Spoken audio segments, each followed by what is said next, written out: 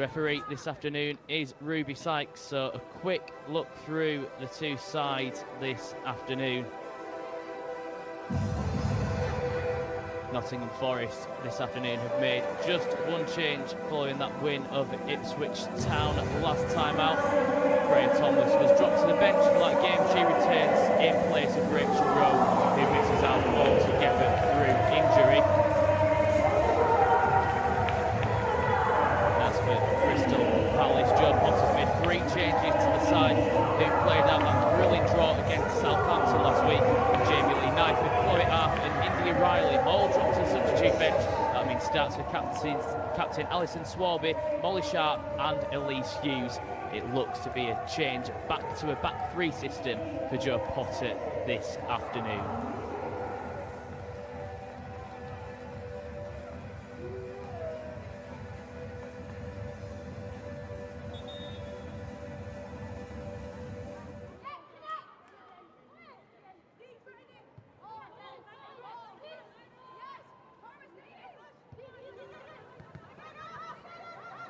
As Viadon looks to advance forward once more.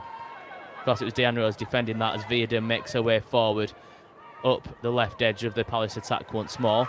Ball down the centre of the field. Just too much asking for it as Viadon again gets her foot in there.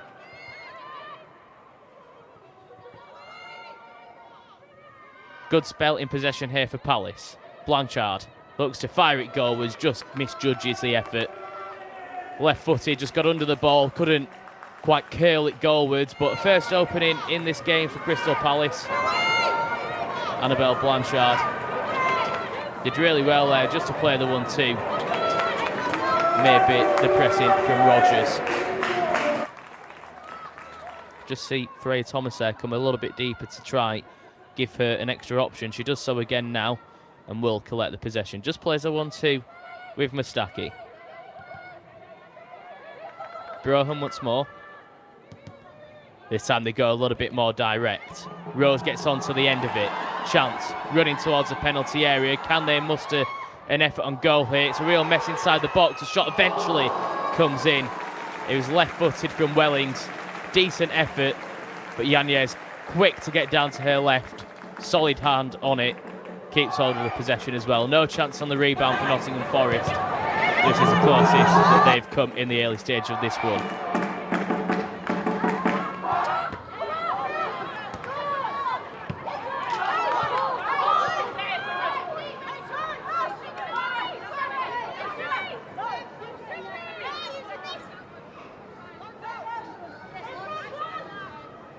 It's been a bit scrappy the opening stages of this one.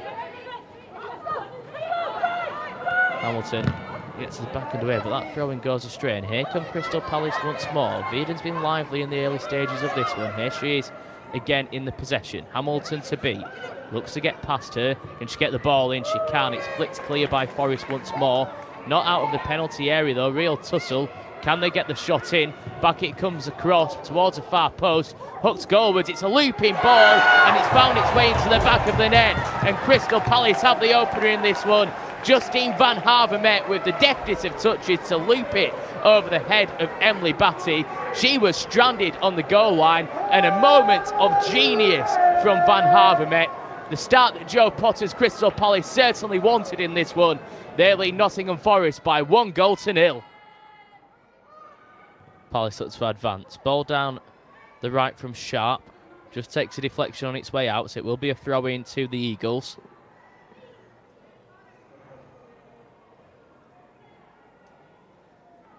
Molly Sharp back in the side this afternoon. Been at Crystal Palace since 2021. Signed from Durham. She gets the game back underway with a long throw down the touchline. Possession one back for Crystal Palace. Shot comes in, takes a deflection towards the far post, and it's squeezed in. A goal from nothing again from Crystal Palace. Quite simply incredible as the shot came in, took a wicked deflection. Looks to be going out for a corner kick. However, Kirsty Howard had other ideas. Flying in at the far post, got a touch on it, goes underneath Emily Batty. And Joe Potter's side are in dreamland here. Nottingham Forest 0, Crystal Palace 2.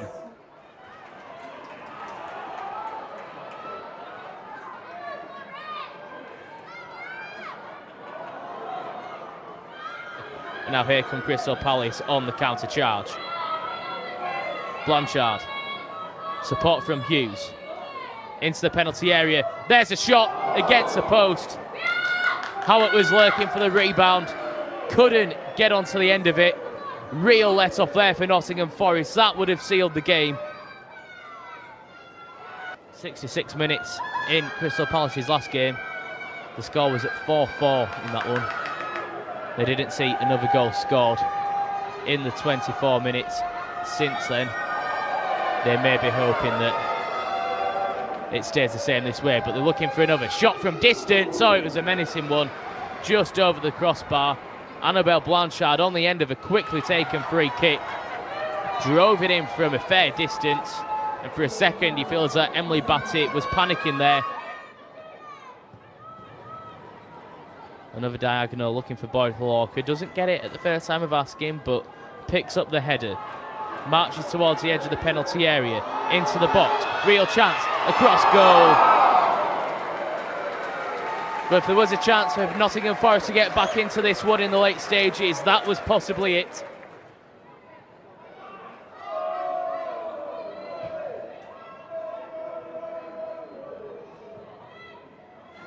They've looked comfortable on the ball, but when they need any clinical edge, they haven't found any. There may be some coming now. Shot from distance. Oh, how about that for a finish? And they may still be live in this game. Blistering effort from Chantal Boyhalorka from all of 30 yards. Drove it in low. Nottingham Forest 1, Crystal Palace 2.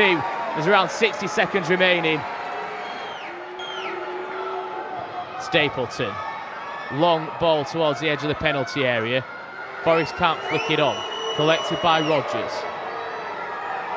A goal now would be ever so dramatic for Forest as he looked to snatch a point from the clutches of defeat. Ball down the left-hand side. This will be the final chance. Into the penalty area. It's a real mess and it's just put past the post. That was the chance. Deanne Rose, she's had a couple in this one. Outstretched left boot, just couldn't wrap it round the ball. Goes the wrong side of the post. And that will be the final action of this one. Crystal Palace hold on by the skin of their teeth in the end. We're ecstatic, you know. I think it's something that we was looking for. I think everybody was waiting for us to get our first win. When's it going to be? What does it look like? It's not an easy place to come to. You know, it's a beautiful stadium. They're well set up. They're well structured. They're well coached. But I thought we managed to match that today. I thought we came with a good game plan. It worked. You know, I thought we were excellent first half. I thought if we'd have got that third goal first half, it would have been a very different game. We've just spoke about that, but you can only limit Forest so long with the attacking threat that they've got on the pitch, and you know, to get a deflected goal, it's a bit gutting to not keep a clean sheet. But you know, we're really happy with the turnaround in the performances that we've had over the past few weeks, and we're extremely happy to get 3 points. I thought we were the better team across 90 minutes. We dominated possession, we dominated chances. We had way more box entries and opportunities on the opposition's goal than they did. Yeah, I don't know how we've lost the game. The learnings have to happen as quick. But I just said to my players at the end there, I'm absolutely over the moon with the heart and desire that they've shown in that second half. We have to learn very quick to cut out mistakes. We've conceded 2 goals from 2 throw-ins today, and that's just unacceptable. So we need to be better in those moments, and we will be. But equally, again, we've dominated a team that's just come out of the WSL in all areas of the game. And on another day, that's a different outcome. And I think if we'd have had a few more minutes, which I think we should have had, I can't believe there was only 4 minutes added on in that game. I believe we go and get a draw from it, which we more than deserved.